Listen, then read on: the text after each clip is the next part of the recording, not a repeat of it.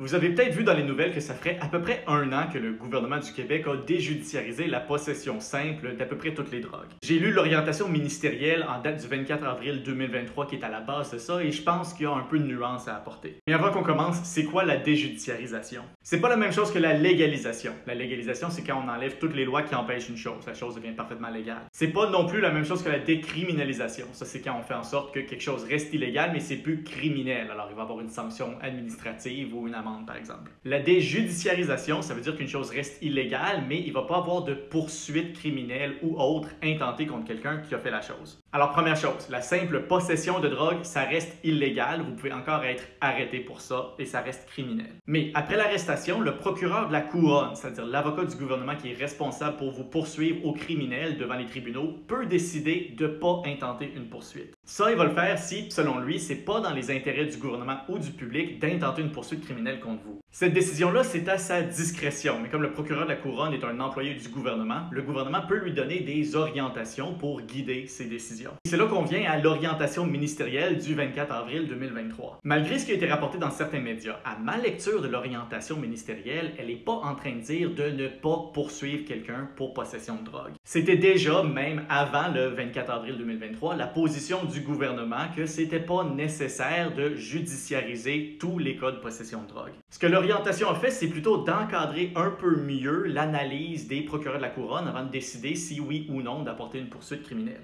L'orientation donne une liste de 6 facteurs à prendre en compte qui devraient mener à une poursuite. La liste des facteurs n'est pas exhaustive, c'est juste des exemples. Et ça ne veut pas dire non plus qu'une situation où aucun des facteurs est présent va nécessairement être protégé contre une judiciarisation. Alors, à ma lecture de l'orientation ministérielle elle-même, je pense pas que c'est exact de dire que le gouvernement a adopté une politique de déjudiciarisation de la possession de drogue.